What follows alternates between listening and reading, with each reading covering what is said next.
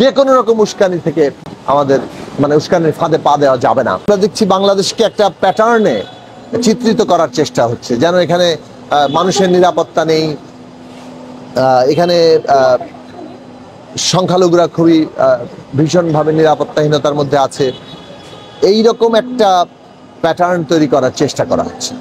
অনেকগুলো ঘটনা ঘটছে, সেগুলো প্রতিকারের ব্যবস্থা চলছে এবং আমরা সবসময় দাবি করেছি যে সরকার যাতে সেগুলো প্রতিকারের ব্যবস্থা করে। কিন্তু বেশ কিছু ঘটনা যে একেবারে পরিকল্পিত সেটা প্রকাশ্যে এখন সামনে চলে আসছে। বিশেষভাবে গতকাল চট্টগ্রামে যেটা ঘটেছে, একজন আইনজীবী সাইফুল ইসলামকে হত্যা করা, যেভাবে হত্যা করা হয়েছে তাতে পরিষ্কার হয়ে যাচ্ছে যে এটা একটা ভয়ঙ্কর রকম উস্কানি দেওয়ার চেষ্টা এবং এখানে হিন্দু সম্প্রদায়ের উপরে যাতে বিক্ষুব্ধ হয়ে মানুষ হামলা করে, আবার সেই হামলাগুলোকে সারা দুনিয়ায় বাংলাদেশের একটা বাস্তবতা হিসেবে হাজির করা যায়। আমরা এই ধরনের ষড়যন্ত্র দেখতে পাচ্ছি। ইসকনের ব্যানারে দেখতে পাচ্ছি যে যুবলীগের নেতারা সরাসরি এসে হাজির হচ্ছেন, এমনকি তারা বিভিন্ন পর্যায়ে ঢুকে পড়ছেন।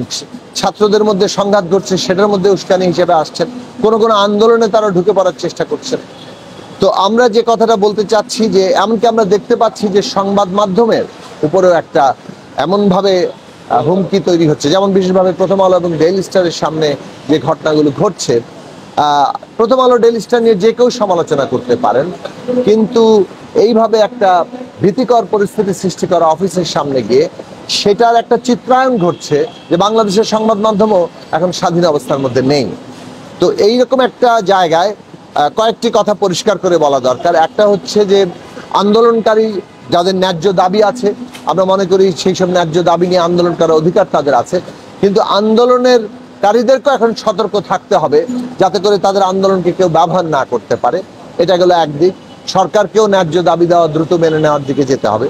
2 নম্বর হচ্ছে যে এই যে পরিকল্পিত উস্কানি সৃষ্টির চেষ্টা হচ্ছে, সেই ক্ষেত্রে আমাদের জনগণকে এই ফ্যাসিবাদের বিরুদ্ধে আমরা যারা লড়াই করেছি এবং আমাদের এই যে বিরাট আমাদের ছাত্র শ্রমিক তরুণদের যে আত্মত্যাগ, সেই বিষয়কে আমাদের চেতনায় ধারণ করে আমাদেরকে আজকে যে কোনো রকম উস্কানি থেকে আমাদের উস্কানির ফাঁদে পা দেওয়া যাবে না, সেই অবস্থা গ্রহণ করতে হবে। বিশেষভাবে আমরা সমস্ত ধর্মের মানুষকেই বলবো যে উস্কানিমূলক জায়গা থেকে আমরা যাতে তাদের ফাঁদে পা না দিই এবং বিশেষভাবে যারা এই ষড়যন্ত্রগুলো করছে তাদেরকে আমরা রাজনৈতিকভাবে প্রতিরোধ করার দিকে অগ্রসর হই।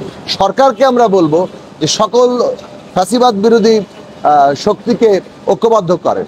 শিক্ষার্থী, রাজনৈতিক দল, শ্রেণী পেশার এবং রাষ্ট্রের বিভিন্ন প্রতিষ্ঠানের অংশীজনদের আমাদের ঐক্যবদ্ধভাবে আমরা যে এই গণতন্ত্রকে রক্ষা করার জন্য লড়াই করছি, অভ্যুত্থানকে রক্ষা করার জন্য লড়াই করছি এবং যারা ষড়যন্ত্র করছে তাদেরকে আমরা প্রতিরোধ গড়ে তোলার, গণপ্রতিরোধ গড়ে তোলার যে আমরা আহ্বান জানাচ্ছি, সেই দিশাটা মানুষের সামনে হাজির করা দরকার। সেই বিষয়ে সরকার উদ্যোগ নেবে এবং বিশেষভাবে সমস্ত ঘটনাগুলোর যথাযথ তদন্ত করে এগুলো প্রতিরোধ